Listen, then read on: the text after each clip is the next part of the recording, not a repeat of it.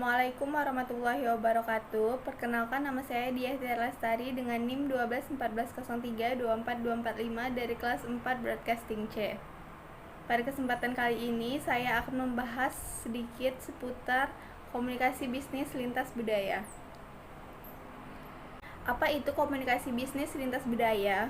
Komunikasi bisnis lintas budaya merupakan komunikasi yang digunakan dalam dunia bisnis, baik secara verbal maupun non-verbal, dengan memperhatikan faktor budaya dari suatu daerah, wilayah, atau negara tertentu.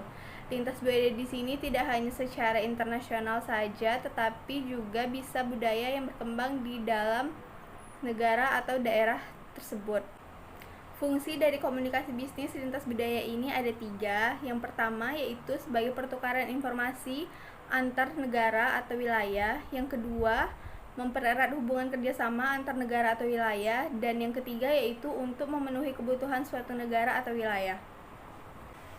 Budaya mencakup sekumpulan pengalaman hidup, sistem sharing, dan tipikal karakteristik setiap individu yang ada di masyarakat. Dalam hal ini termasuk juga sistem nilai, norma, simbol-simbol, dan juga kepercayaan mereka masing-masing. Selanjutnya, komponen budaya menurut Katora itu ada 5. Yang pertama, budaya material, terbagi menjadi 2, yaitu teknologi dan ekonomi. Teknologi merupakan teknik yang digunakan untuk membentuk suatu material menjadi barang yang berguna bagi masyarakat. Dan ekonomi di sini adalah cara seseorang yang menggunakan segala kemampuannya untuk menghasilkan barang dan jasa, distribusi, dan lain-lain yang bermanfaat bagi dirinya serta orang lain juga.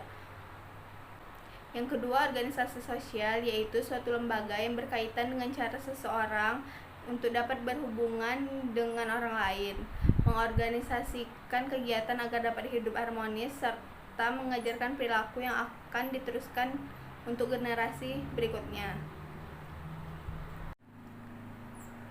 Yang ketiga, ada sistem kepercayaan. Keyakinan yang dianut oleh masyarakat dapat berpengaruh. Keyakinan sangat berpengaruh terhadap nilai. Yang ketiga, ada sistem kepercayaan. Keyakinan sangat. Yang ketiga, ada sistem kepercayaan. Keyakinan sangat berpengaruh terhadap nilai yang ada di masyarakat tersebut. Contohnya seperti kebiasaan-kebiasaan mereka, cara mereka berpakaian, makanan-makanan yang mereka konsumsi, dan juga cara mereka memandang hidup itu sangat terpengaruh oleh keyakinan mereka anut. Yang keempat, ada estetika. Ini nih seperti dongeng, hikayat, dan musik, dan lain-lain lah. Nilai estetika di dalam masyarakat ini harus dipahami dan disampaikan dengan benar agar tepat sasaran dan juga efektif.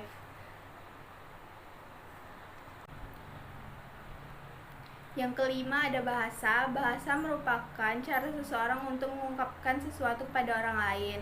Bahasa ini juga harus dipelajari dengan baik dan benar agar mudah dipahami. Dan juga melalui bahasa kita dapat menarik simpati dan empati dari orang lain juga. Selanjutnya kita akan membahas 3 tingkatan budaya. Yang pertama, formal. Formal ini merupakan tradisi atau kebiasaan yang ada di masyarakat yang sudah ada secara turun-temurun. Contohnya saat kita mau bertamu ke rumah orang, kita harus mengetuk pintunya terlebih dahulu dan juga mengucapkan salam. Yang kedua, informal. Informal ini adalah budaya yang diteruskan dari generasi ke generasi. Yang kedua, ada informal. Informal ini merupakan budaya yang diteruskan dari generasi ke generasi melalui apa yang dilihat, didengar, dan juga dipakai. Contohnya itu, misalnya kita mengadakan sebuah acara, kita letak jadwal di undangan tuh dimulai acaranya tuh jam 7.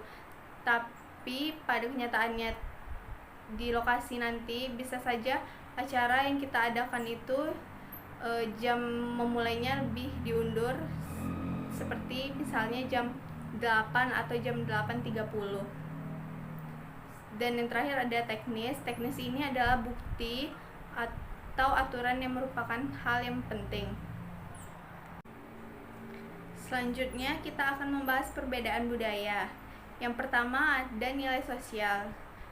Di Indonesia sendiri kita bisa melihat orang-orang yang tinggal di pedesaan itu lebih memiliki rasa kebersamaan satu sama lain dibanding orang-orang yang tinggal di kota, karena orang-orang yang tinggal di kota ini biasanya lebih bersikap individualistis.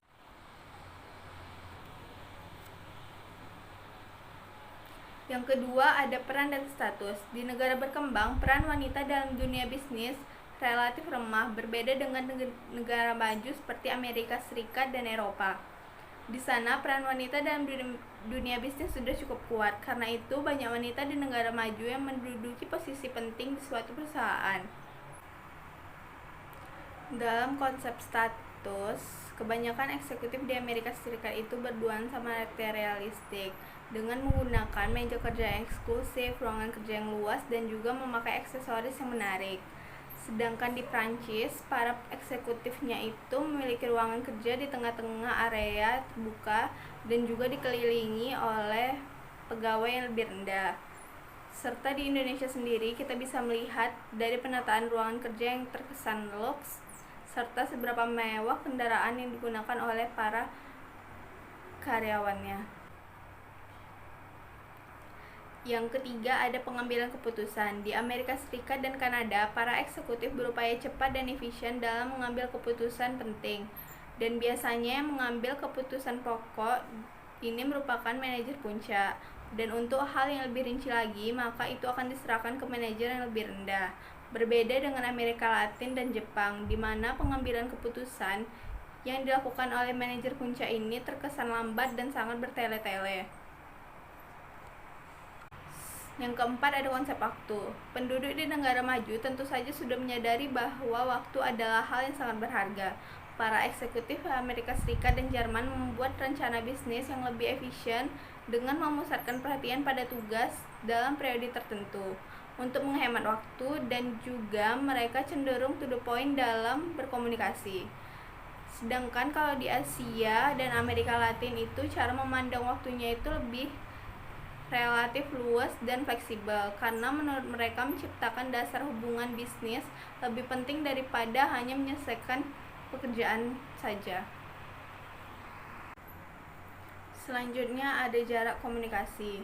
Jarak komunikasi bagi setiap budaya itu juga berbeda-beda. Contohnya di Amerika Serikat dan Kanada, di saat kita melakukan pembicaraan bisnis, kita harus menjaga jarak 5 langkah dari lawan bicara.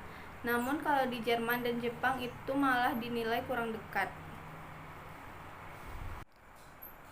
Yang keenam itu ada konteks budaya. Konteks budaya ini terbagi menjadi dua, yaitu konteks budaya tinggi seperti negara Korea dan Taiwan. Dalam percakapan, mereka biasanya cenderung menyampaikan pesan secara tidak langsung dan disertai dengan ekspresi serta gerakan tubuh. Dan selanjutnya ada konteks budaya rendah, itu seperti Amerika Serikat dan Jerman.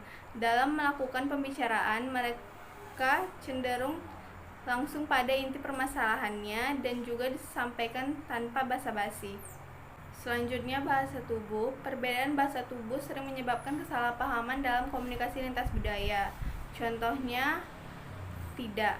Di Indonesia kita mengisyaratkannya dengan menggelengkan kepala ke kanan dan ke kiri, sedangkan orang Bulgaria mengisyaratkan tidak itu dengan menganggukkan kepala ke atas ke bawah. Lalu di Jepang juga orang sering membungkukkan badan dan merupakan suatu sikap sopan terhadap orang lain. Namun kalau di Amerika Serikat itu merupakan sikap menjilat.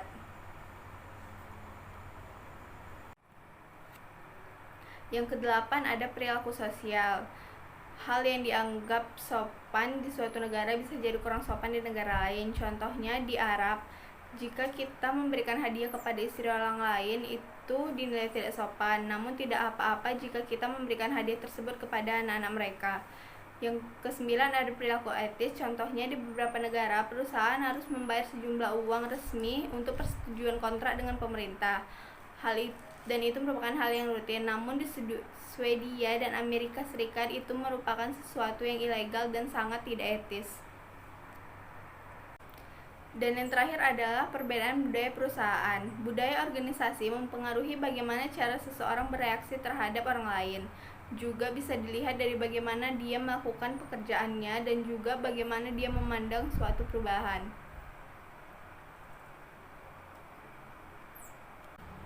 Dan yang terakhir, apa sih contoh komunikasi bisnis lintas budaya ini?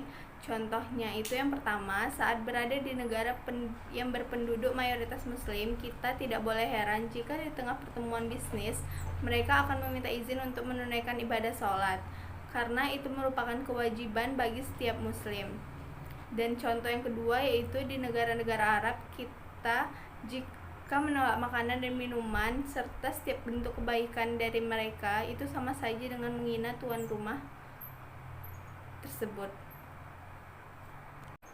Baiklah, sekian presentasi yang dapat saya sampaikan. Apabila ada kekurangan dan kesalahan, saya mohon maaf. Wabillahi taufiq wal hidayah. Wassalamualaikum warahmatullahi wabarakatuh.